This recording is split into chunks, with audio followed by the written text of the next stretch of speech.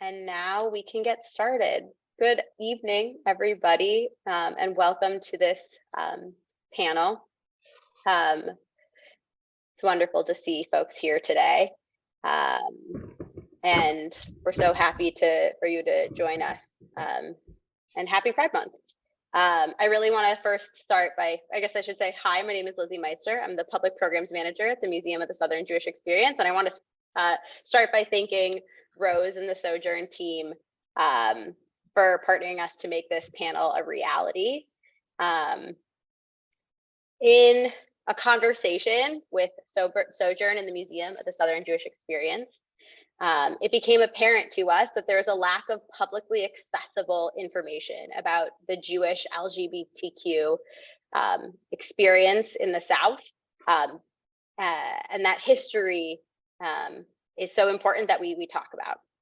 And as two organizations that are dedicated to telling Southern Jewish stories, we want to have a longer form conversation about how some of these Jewish LGBTQ plus groups formed and how they are thriving in these southern cities, in these larger southern cities.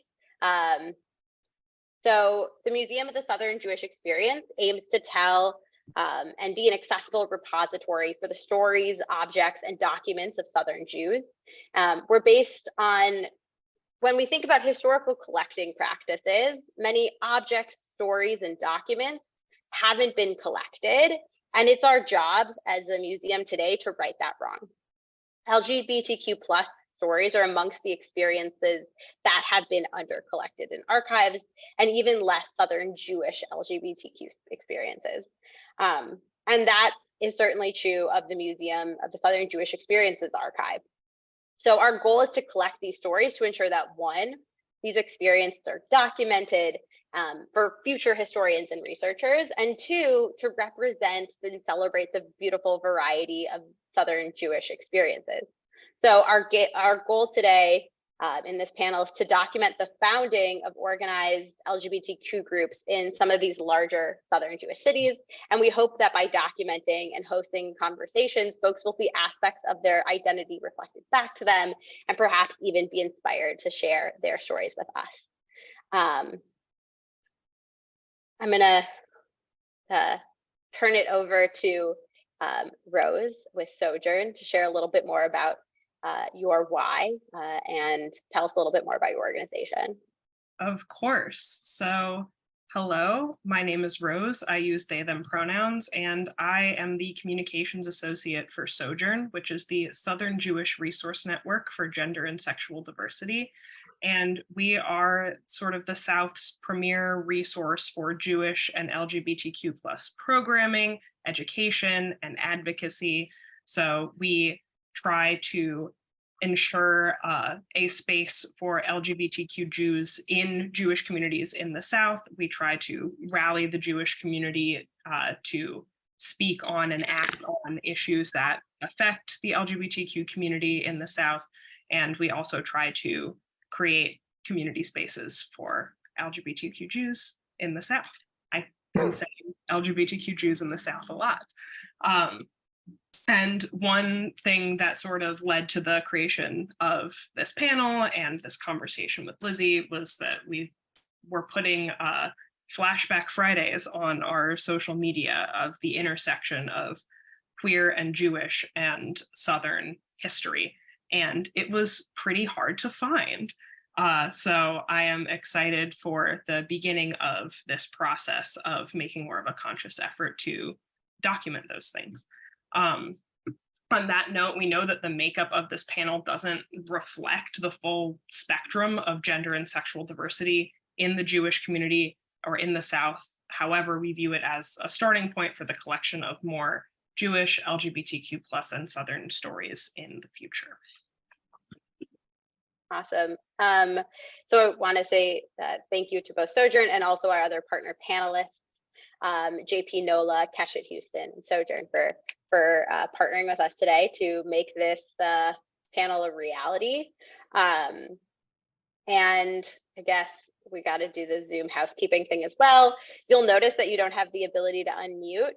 That's just the best way for us to get to hear everybody today, but we want to hear your stories.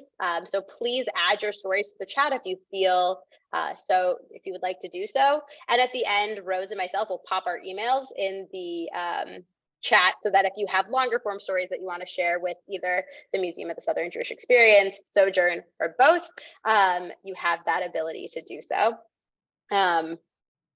And we'll be saving the chat for the museum archives as well. Museums all are about keeping things and collecting things, so why not keep a virtual chat?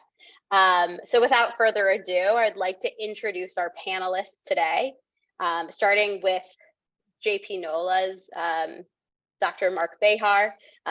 JPNOLA is the New Orleans contingent from this, and I'm excited to get to introduce another local person to the panel. So Dr. Mark Behar is a longtime resident of New Orleans and maintains his chiropractic in New Orleans. He has previously served as the vice president and presently serves as the secretary of the Jewish Federation of Greater New Orleans Executive Board. Mark is the JFED Greater New Orleans 2023 annual campaign co-chair, as well as co-chair of Jewish Pride NOLA, which he formed in 2018 as a program of the Jewish Federation. Dr. Behar has served on numerous professional and civic boards, including chair of Forum for Equality, Louisiana's LGBTQ+ advocacy organization, and the City of New Orleans Human Relations Commission. He presently serves on the board of Covenant House, the Greater New Orleans Foundation's LGBTQ fund, Tulane Summer Lyric Theater, Avodah, and has been elected and reelected for the past 30 years to serve on the Orleans Parish Executive Committee. He is actively involved in local political process, seeking to elect fair-minded, qualified candidates positions in Louisiana. In 2018, in partnership with Hyatt Regency New Orleans and PFLAG, he developed Pride Prom NOLA, creating a safe and supportive space for LGBTQ+ youth to celebrate their prom. This annual event, with 2 years off from COVID, hosts 150 to 250 16 to 20-year-old LGBTQ+ prom guests and has featured performances by Big Frida and RuPaul Drag Race contestants. Dr. Behar resides in New Orleans Garden District with his partner of 26 years. Do you want to go back and forth for this one? Or you want me to just do all panels? All right. Next, I get the pleasure of introducing Rabbi Joshua Lesser, who is a committed leader for justice and mutual understanding. He recently transitioned from Congregation Beit Haverim Senior Rabbi to Rabbi Emeritus after 22 years of service. As a catalyst, he supported the creativity, ingenuity, and enterprising spirit of members in their engagement in synagogue life. He was the editor of the groundbreaking LGBTQ Torah commentary, Torah Queries, and was recognized as one of the 36 most inspiring rabbis by The Forward and one of the 100 most influential LGBTQ clergy by the Huffington Post. He founded SOJOURN, and he co-founded the Faith Alliance of Metro Atlanta, serving as its first Jewish president, and he chaired the City of Atlanta's Human Rights Commission. A trained spiritual director, Josh currently works with the On Being Project and their Social Justice Fellowship as the spiritual director for the fellows, and his work continues to elevate timely conversations that help communities engage in healing and justice. And rounding out our panel for today is a representative from KESHET Houston, Jeff Myers. Jeff came to Houston in 1975 for graduate school and has been there ever since. Jeff is was the secretary of the first Jewish LGBTQ+ group in Houston in 1981, which was called Beth Chaim and later Eitz Chaim, and is now active in a group called Mishpachat Alizim, and the treasurer of Keshet Houston. Thank you so much to our panelists for their time and perspectives today. So the first question we're gonna pose to our panelists, if they're comfortable talking about it, is share a little bit about what it was like for you growing up queer and Jewish wherever you lived. And as our panelists are thinking about that, we're gonna pop all of these questions into the chat as well, in case folks are interested in sharing.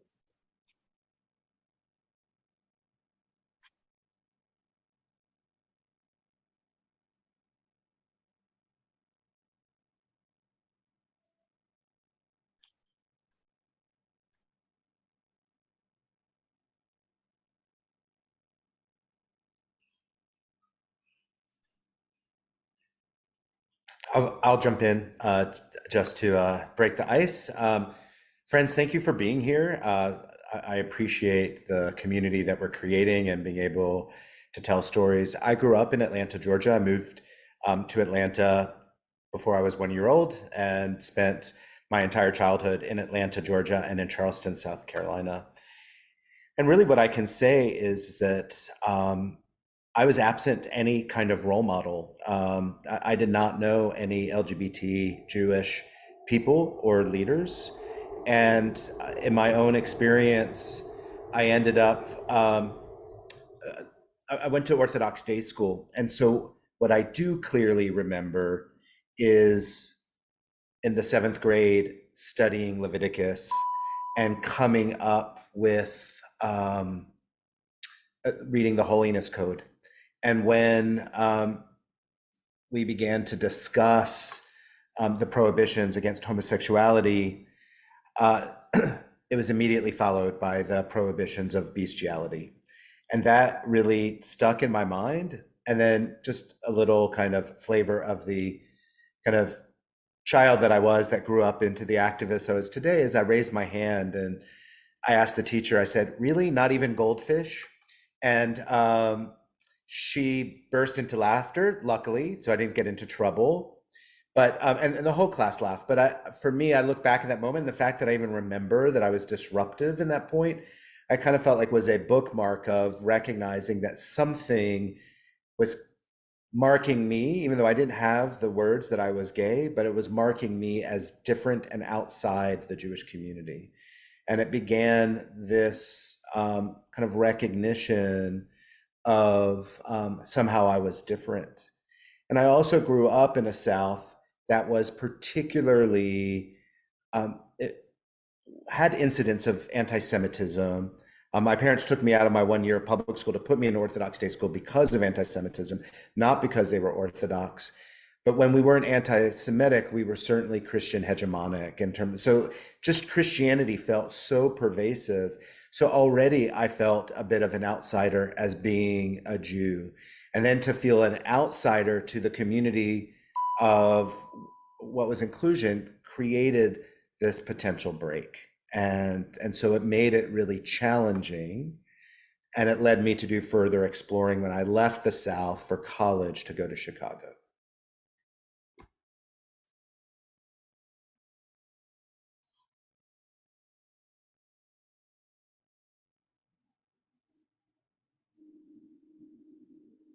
Mark, Jeff, anything to add to that experience before we move on?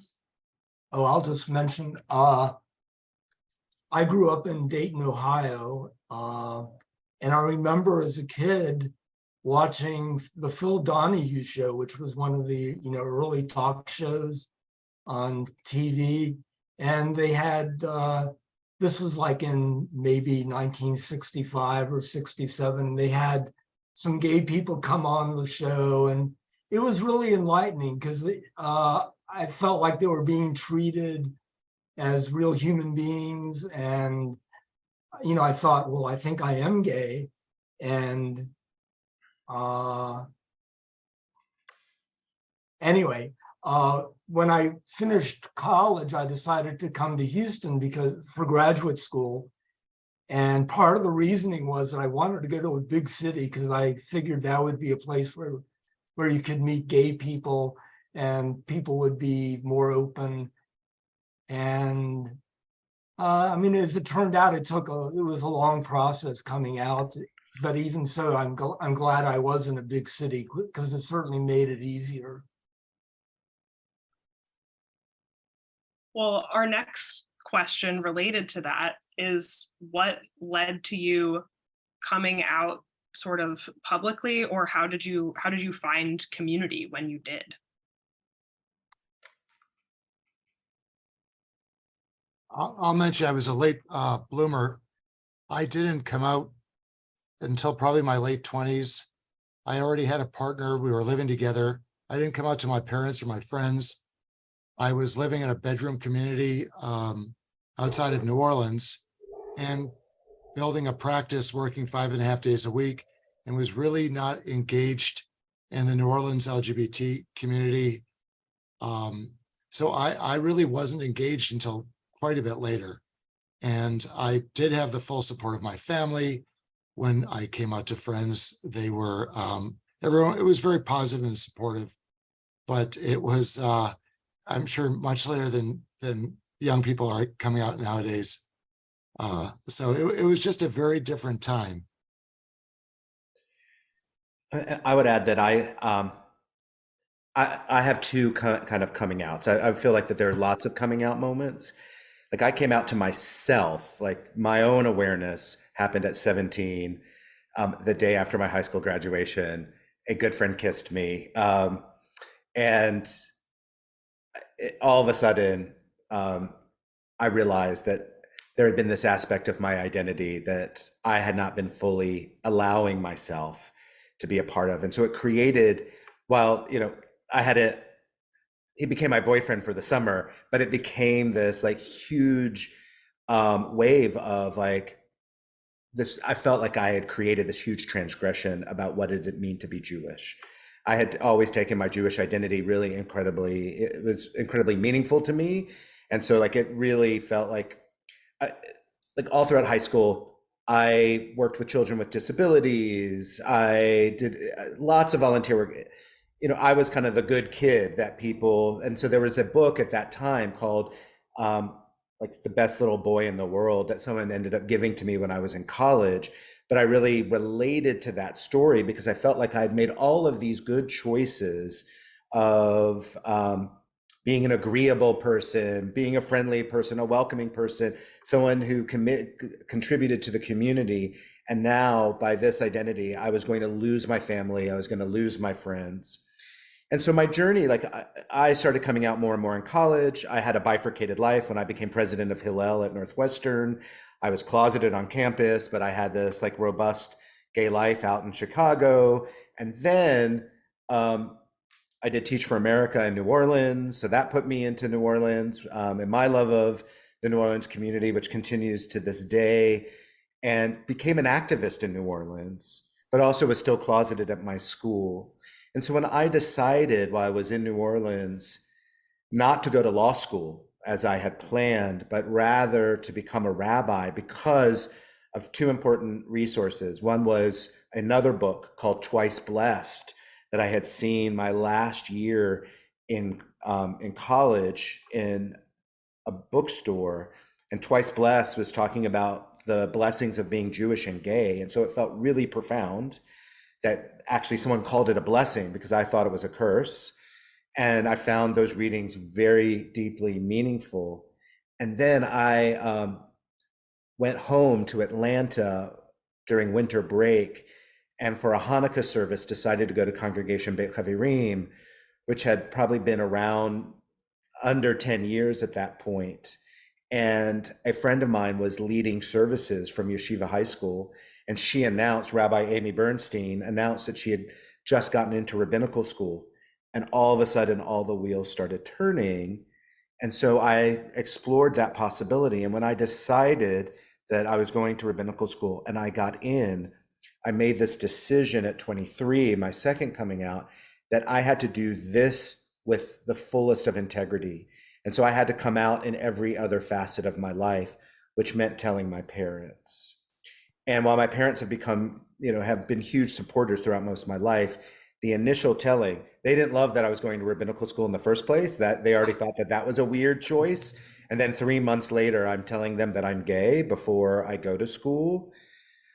My mom, and she hates that I tell this story because it's embarrassing, but she yelled at me and said, "What are you doing? Are you committing professional suicide?"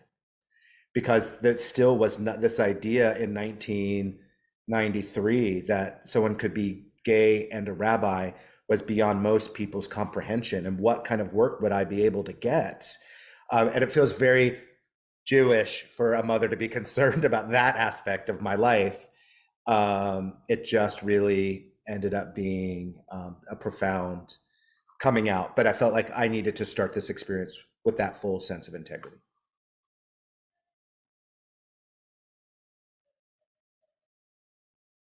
Any other takes on coming out and finding community, whether that be Jewish or LGBTQ?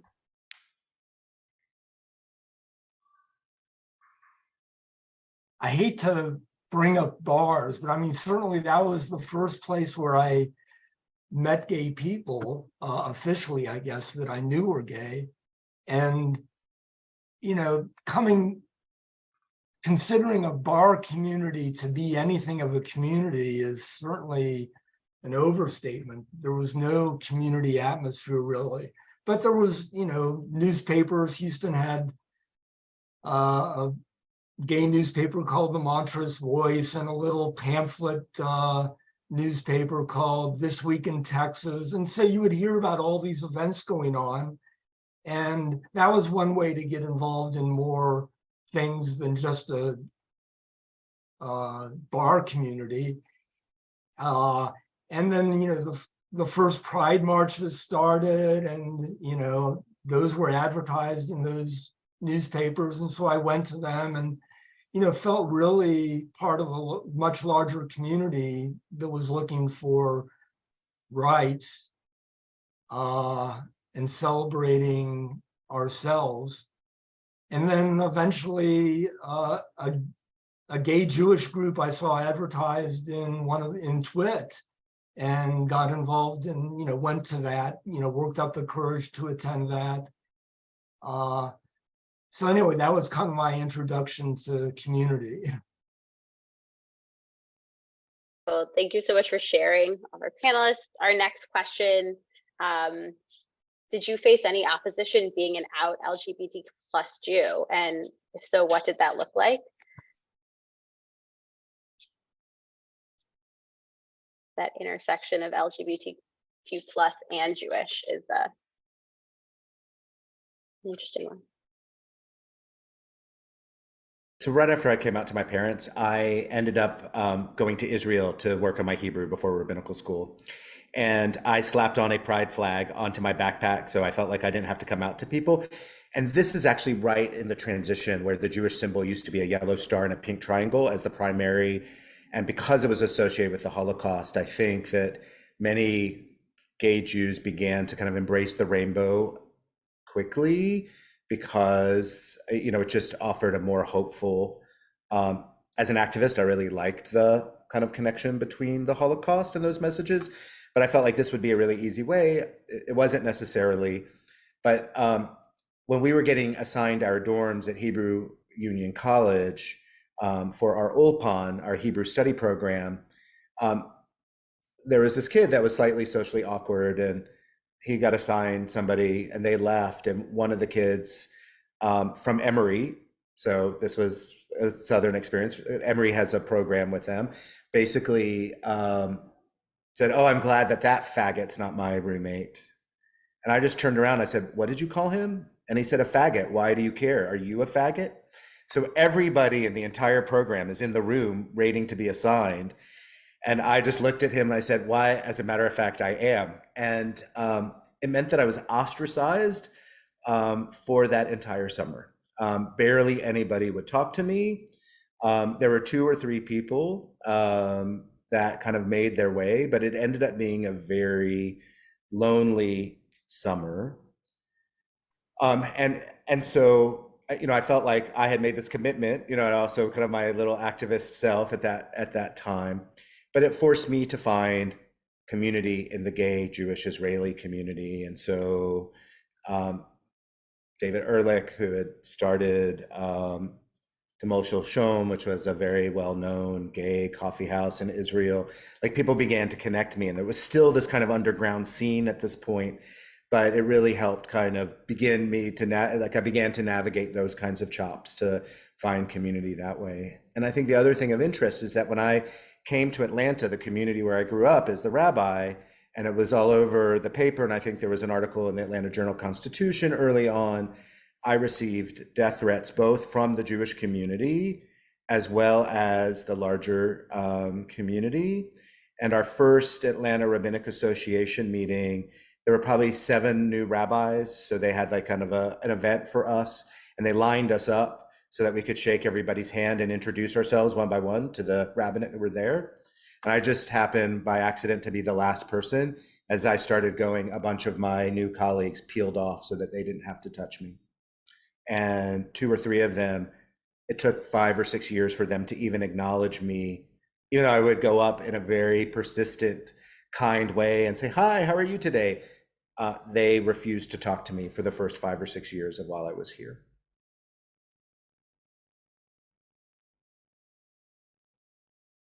When our group in Houston, our first Jewish gay group was we called ourselves Beth Chaim, and we didn't realize what that meant in the Jewish sense.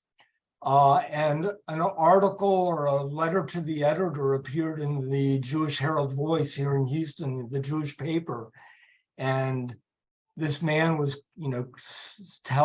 saying this gay Jewish group doesn't, realize that the name that they've picked is the name of a cemetery in Judaism. Beth Chaim is another name for a cemetery. And, we were all very embarrassed by it. And, this man really put us down in the newspaper. And it led to us changing our name to Eitz Chaim instead. But it was an unfortunate experience at the time. In the late 80s and 90s, it was really so different in New Orleans. Most of the gay people I knew a lot of them were in the closet, and LGBT issues were not talked about publicly unless you were with your friends or you were lobbying or advocating for fair housing or non-discrimination in the workplace. People just didn't talk about these issues. And it was a little more difficult to meet people outside of going to bars. As a young single person who moved to New Orleans, I attended Jewish singles events. No one would think about having an event for any LGBT folks. And there are probably a few gays or lesbians there, but there really wasn't much. And after a while, it wasn't very interesting. And so people like me dropped out, and I ended up meeting a few LGBT Jewish people, and we sort of bonded and ended up developing some other kind of friendships, and it ended up leading to me having a Hanukkah party annually. It's grown now to 100 friends, and we invited different maybe somebody who's in the public eye to tell the Hanukkah story each year. Our lieutenant governor came one year.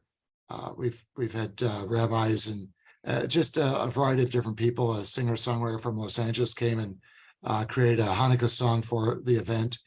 And it was a way for my Jewish friends and it was mostly LGBT, Jewish friends and I, to be together and start celebrating together. What was interesting is that most of the people that attended were not Jewish. And even today, we still hold this big event, and all of our non-Jewish friends want to come to Hanukkah. They tell us it's their favorite holiday event of the year.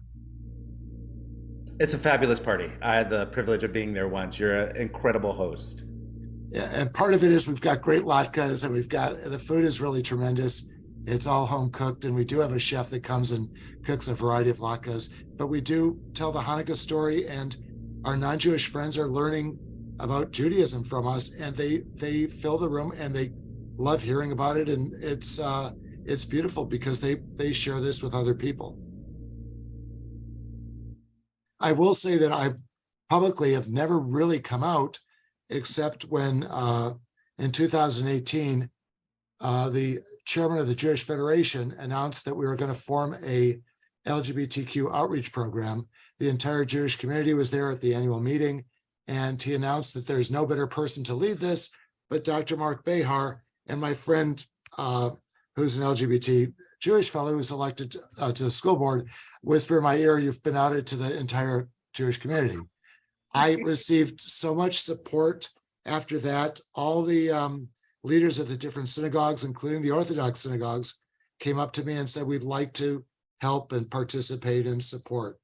And so it was really beautiful to see my community being so supportive. That is so wonderful to hear.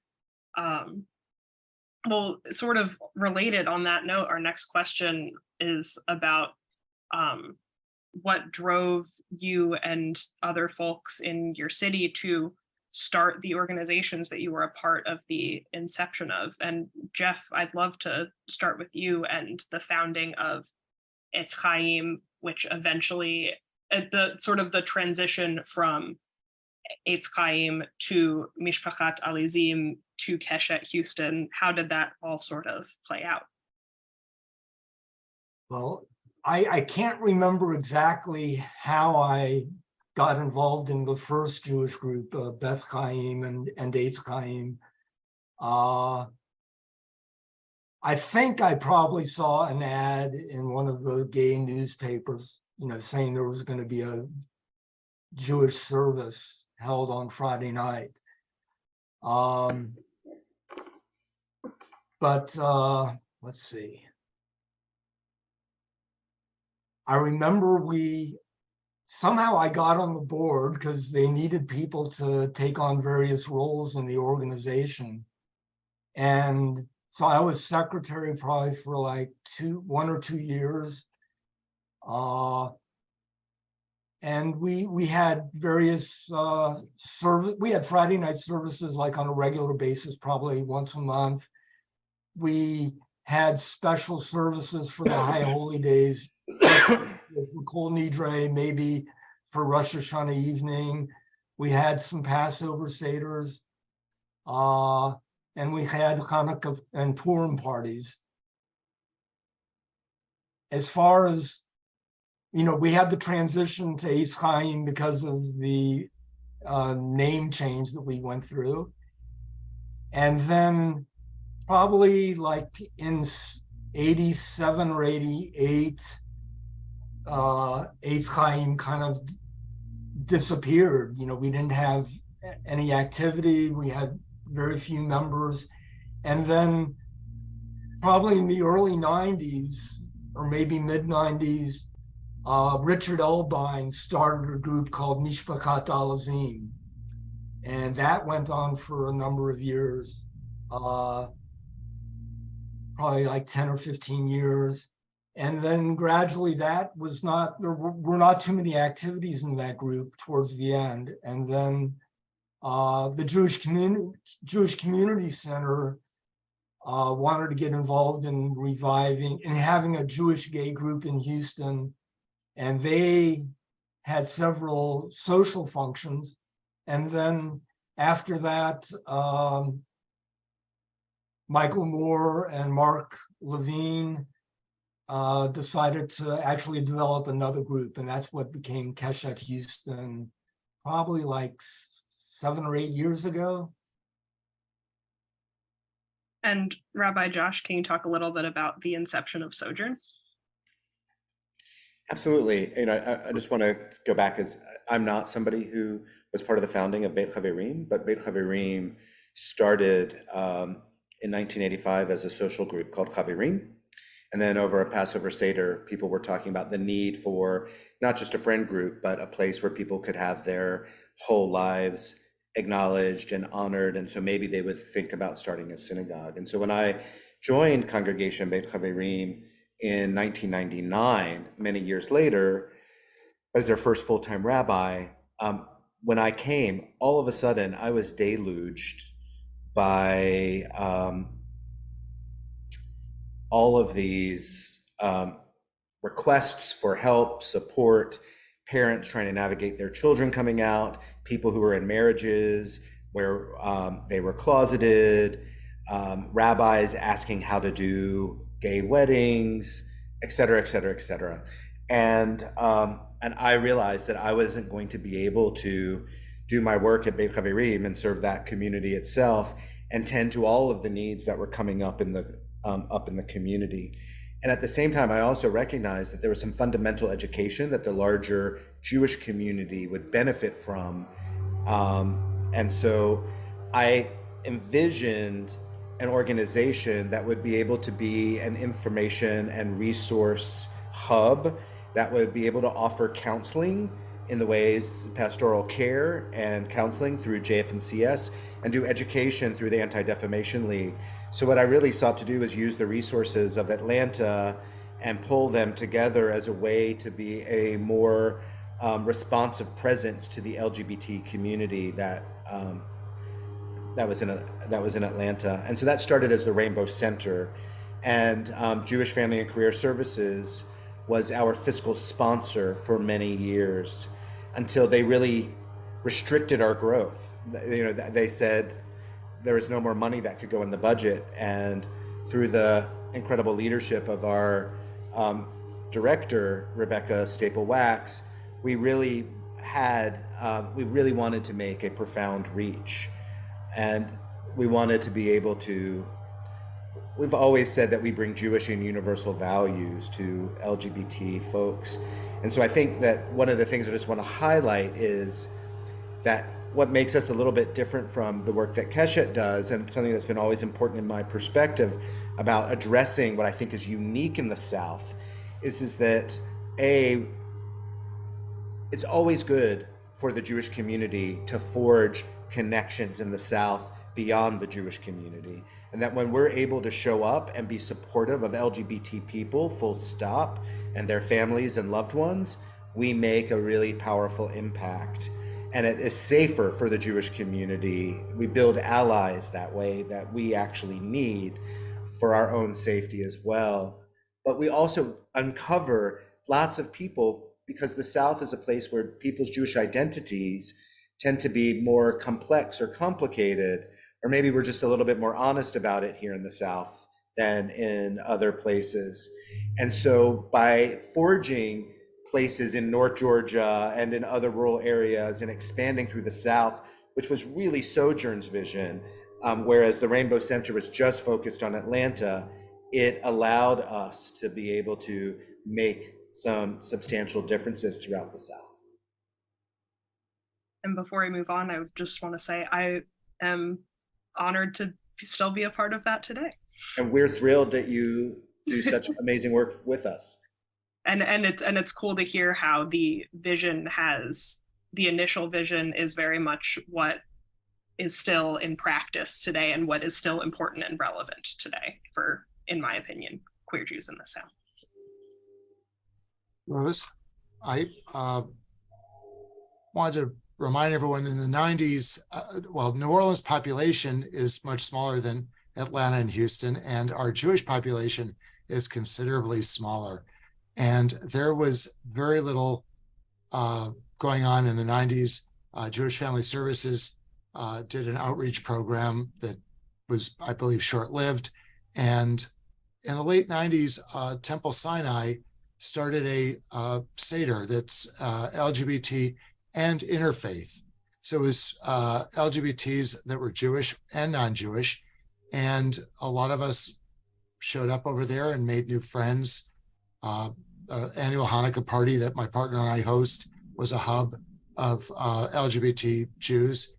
And at some point, the chairman of the Jewish Federation decided he wanted to outreach and asked, since I was on the executive board, to help look around and see what we might want to do. We looked at KESHET, we looked at SOJOURN, and we decided they were amazing organizations, but we wanted to do something probably a lot smaller with a smaller mission, but start off with something that was just our own and a part of the Federation. And so our organization was there to become a central resource for LGBT Jews in the greater New Orleans area and provide affirmation to these, the LGBT community, Jewish community, and make sure they felt welcomed. Our synagogues were always welcoming, but I think having this formal organization start that partnered with synagogues to do it on the annual Seder, and we also partner on Pride Shabbats. We've hosted quite a number of different parties, and a couple of the participants I see in the room here hosted a Crew de Vu parade to support the Crew de Jew and Crew de Michigas Jewish parade organizations. And so we went out there and they hosted it since they live in the French Quarter and have a place there. And so it's a lot of fun celebratory things that brought more and more LGBTQ plus Jews to our organization, besides hosting dinners for Yom Kippur and break fasts and quite a number of other events. We right now partnership on a prom, and so the Jewish Federation and JPNOLA are very active in the developing the prom for LGBTQ plus teens, and we just now started riding in the Pride Parade. Our second year has boasted us a float. We've had 2 years of riding on a float with at least 50 participants.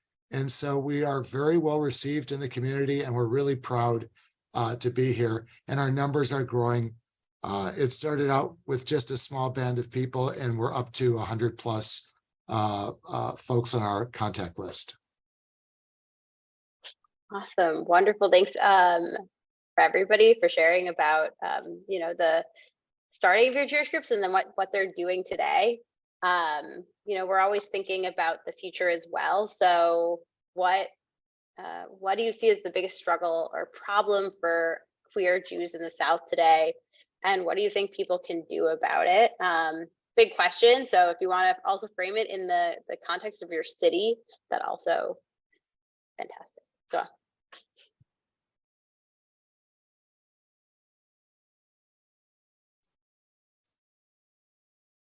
Jeff, do you want to start? I'll just say, you know, I feel very strongly that, you know, right now, we have particularly in the South, a strong conservative strategy to target transgender and non-binary youth and other folks. And I think to have strong religious voices, both affirming and creating safe spaces for our queer youth, and particularly for trans and non-binary young people, feels really essential. And for us to be more involved in advocating and organizing the Jewish community around the human rights protections that trans people needs feels urgent. For me, this is a matter of saving people's lives. And I'm somebody who strongly believes that gender liberation benefits every human being. And so sometimes there are folks in our community who get worried that we focus too much on trans, which I think has probably not been the case. But when people make that argument, part of what we're doing is we're fighting for every person's liberation when we strongly support trans and non-binary folks. In New Orleans, several years ago, we formed the Goldring Center for Jewish Multicultural Affairs, doing outreach to the Latinx Hispanic community, the Black and African American community, the interfaith community, and the LGBT community.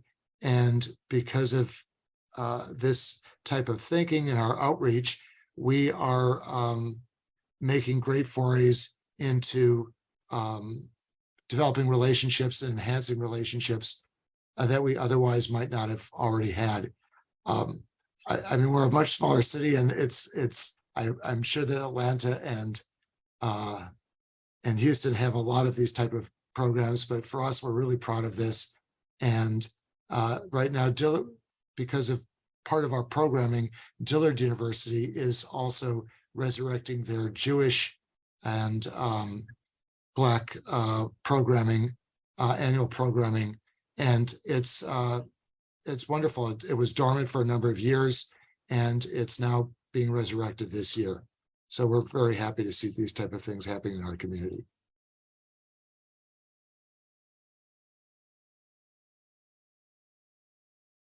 Jeff, anything to add about current struggles or problems facing the LGBTQ Jewish community and solutions? No, I don't have anything more to say than what everyone else has said. Yeah, I'll also mention that we do, our JPNOLA does have a advocacy wing, and when these type of issues pop up in the legislature and elsewhere, we do have the support, thankfully, of our larger Jewish community. And instead of just being LGBT folks fighting, we come armed with a lot of support. And so it's very helpful in our advocacy. I agree that advocacy is something that would love to see the Jewish community using our faith voices in the South to speak up more for and creating a safer future for all of us. I think, Lizzie, now we want to turn it over to questions from our attendees. Is that right? Yes. While y'all, I see one in the chat, and I'll read that, but I'm also going to encourage folks to pop your message in the chat. If you would prefer to speak your message, you can raise your hand and I think I can unmute you. And if during this conversation you had any stories you wanted to share, again, we encourage the chat to be that space and the voices to be about questions. So a question popped in through the chat from Barry. Are congregations and Jewish groups founded by LGBTQ plus communities in the late 20th century starting to disappear as mainstream temples and synagogues in urban areas are welcoming LGBTQ plus people? I saw some nods.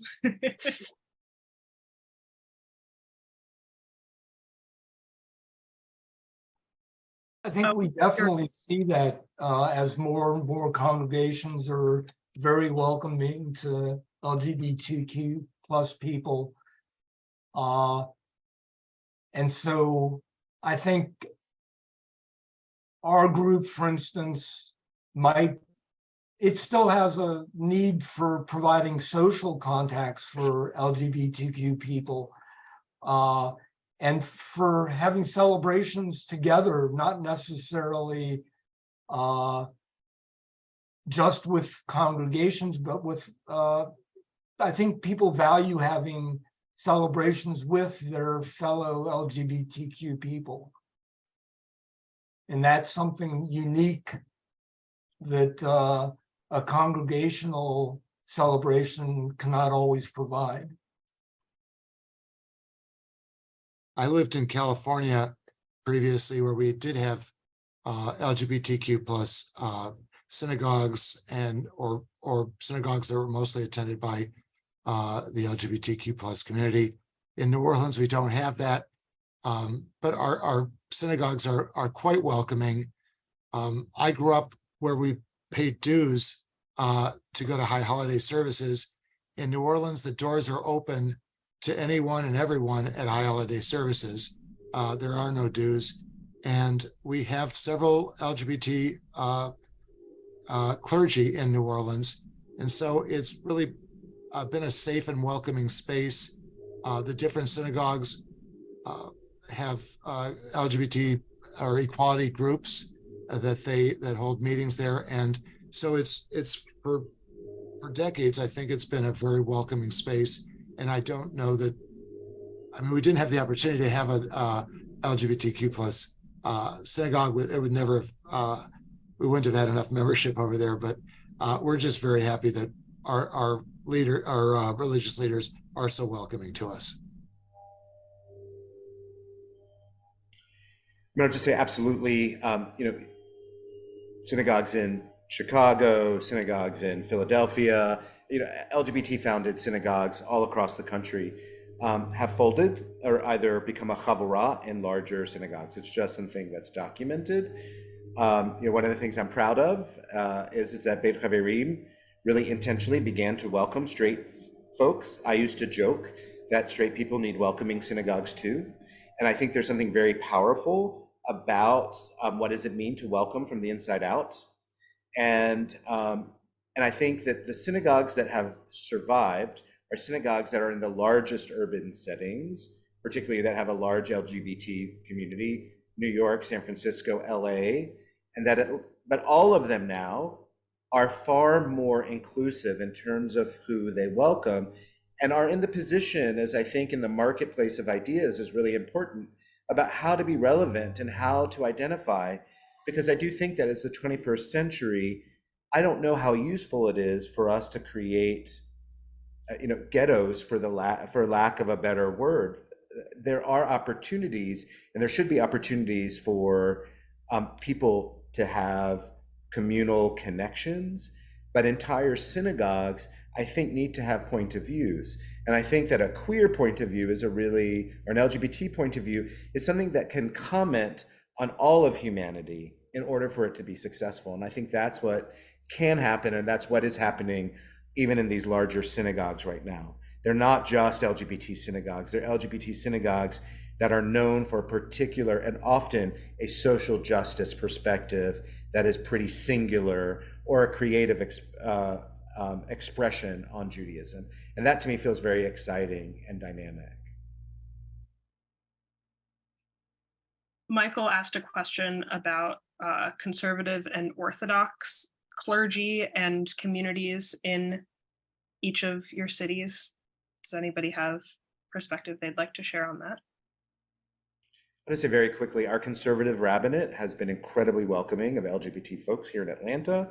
Every conservative synagogue has welcomed Sojourn over time in order to do programming, some more frequently than others. But our pride, as Mark was saying, it used to be just Beit Chaverim that would march in the pride for the Jewish community. And Sojourn now organizes 60 plus organizations coming together, where hundreds of Jews from all persuasions, including the Orthodox community, joins us. We have a few Orthodox rabbis who are more on the welcoming side, and there still is a lot more work to do. And as someone who's committed to building bridges, I think it's still a place where we can continue to find a path. I've found that our conservative rabbis and Orthodox rabbis have been very supportive. When it was announced that we were going to form our organization, the Orthodox rabbi came up to me and said, I want to participate. I want to come to events. I want to be there. I said, I'm sorry, this is not for you. This is for the LGBT Jews. And so, but they wanted to be supportive. One of the Chabad rabbis came up to me and said, I don't agree with this. This is not part of what our teaching is. But if there is somebody who's LGBTQ plus and Orthodox, you can feel comfortable sending them to me, and I will support them, and I will help work with them, and it will be supportive. And so I thought, well, that's really, when you start these organizations, they know what we're doing. This type of support shows up, and sometimes it doesn't, but I'm so glad to see it, people coming out and these rabbis and leaders wanting to be supportive of Jewish members of the LGBT community.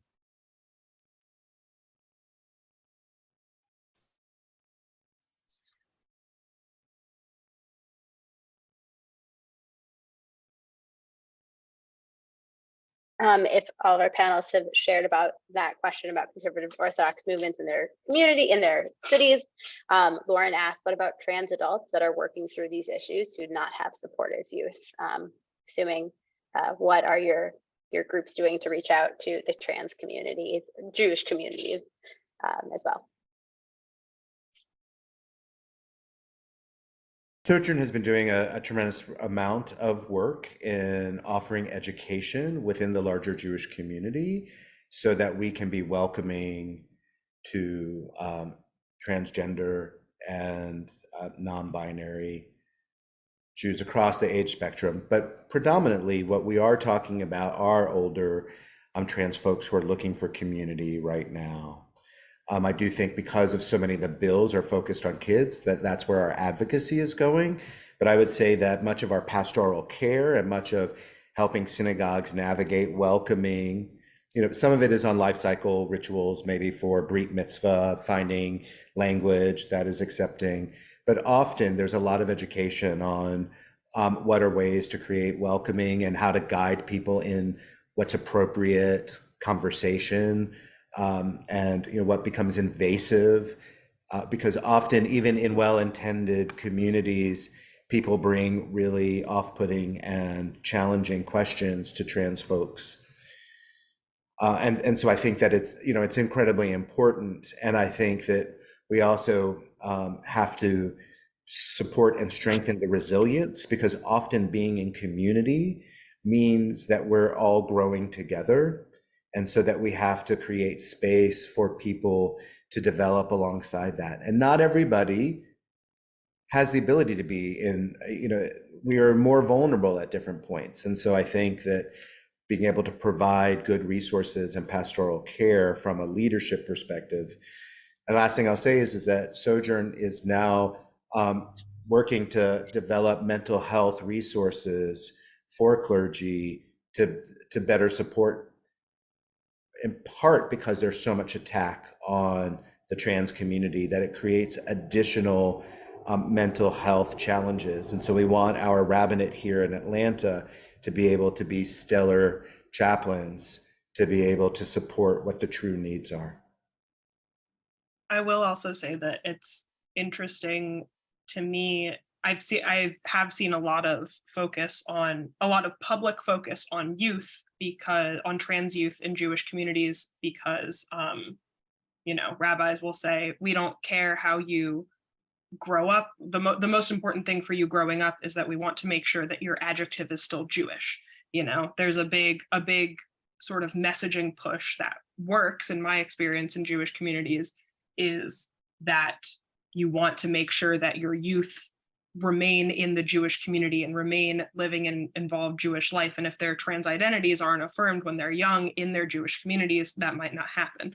And so I do see less of a focus on, or less of a public focus. I know in pastoral care, that's something that's maybe more of a focus, but publicly, in terms of affirmation, it's a tricky messaging thing when it comes to trans adults who came out later in life who are already committed to being Jewish. And I think that's a bit of a challenge for clergy in the South to take on, is to say, how do you care about folks who, at all stages of their lives, and not just when there's the potential to lose them in the community. Our JPNOLA started in the latter part of 2018. And so by the time we just got our wheels going, COVID hit. And so we are far behind SOJOURN and KESHET as far as programming and development. And so we're excited that now that the COVID is waning down, that we will be able to expand our programming. A couple of our members who I'm friends with told me that they moved from New Orleans, where they were able to be part of this nice organization that was bringing community together. And they moved to Austin, Texas, and they wanted to find out what's there for LGBTQ plus Jews. And they said, well, did you meet Lizzie? And they've gone to the synagogue, and she's the representative from the synagogue and from the Federation. And there's one woman who's the person that they point out to. And so they said there's no good organization or resource that's bringing people together there. And they just feel it's lacking. So I think whatever we can do, if something we say today sparks an interest in other communities, I think it's really welcomed by LGBTQ plus Jews in these smaller cities to maybe form some type of organization, either a Havara or something that can grow into KESHET or SOJOURN.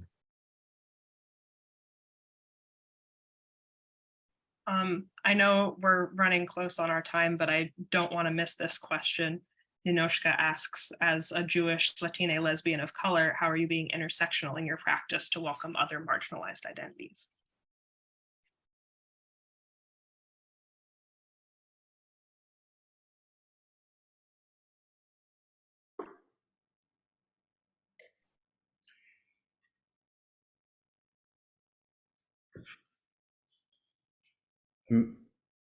Rose, perhaps you can talk more about what Sojourn has been actively doing, but from the perspective of having served at Beit Haverim, it has been very much important that for us, these intersections have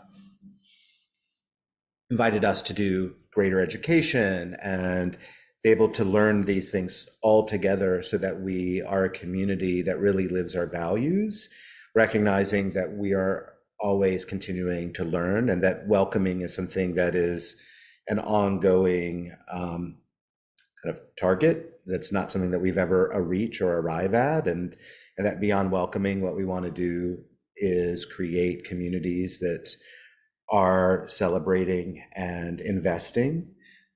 Personally, Rabbi Sandra Lawson, who's my best friend, like the Reconstructionist movement in hiring a Black lesbian rabbi to head up their diversity, equity, inclusion has been educating the country around how to do this work intersectionally and the importance of that. And so she actually worked with members of the Atlanta community to have a Juneteenth service. And the vast majority of us who led that Juneteenth service were queer folks. And so we didn't have to say that we were queer, that we were just embodying this kind of intersectionality and demonstrating to the Atlanta Jewish community the ways that we need to bring Judaism with a fuller set of expression and identities that represent who we truly are.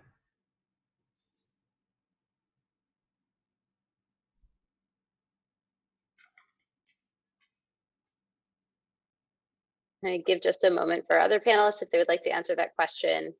Otherwise, we'll just mindful of time.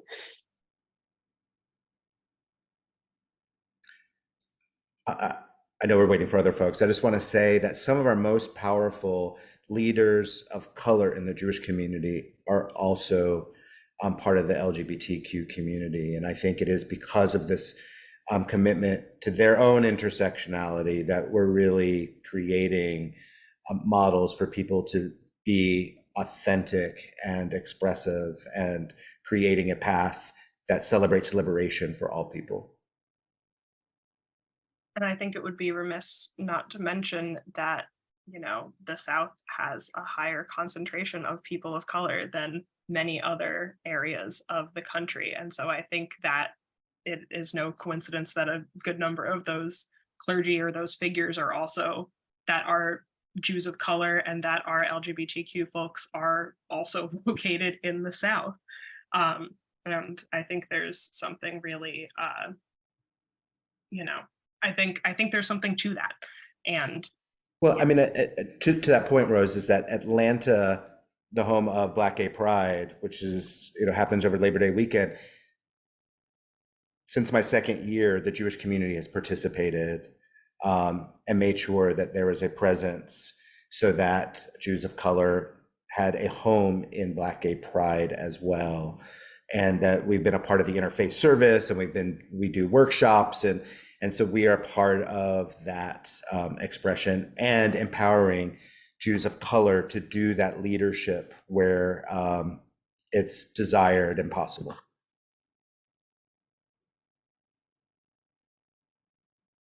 I'm going to do it. I'm going to close out the panel. But if one of the panelists waves at me and yells at me to stop, then I'll. But want to thank you all so much for your time today, both our panelists and the folks who've joined us. I think that this is our step in the right direction of making sure we're collecting these stories, making sure that there are publicly accessible ways to talk about Southern LGBTQ Jewish experiences. So this is just the first of many.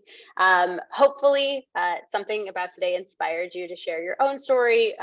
If you have objects and collection items, even more so, share it with us at the museum. But we really hope that you're feeling connected. I'm going to pop my email address in the chat in case you have any comments, questions, or stories you want to share with the Museum of the Southern Jewish Experience, and I'm sure Rose will do as well. Michael Moore just put basically prompted this. This is being recorded, so please, we're going to share this with folks. Look for a message in your inbox the next few days, and then you can share this recording with other people as well. Thank you. Anything?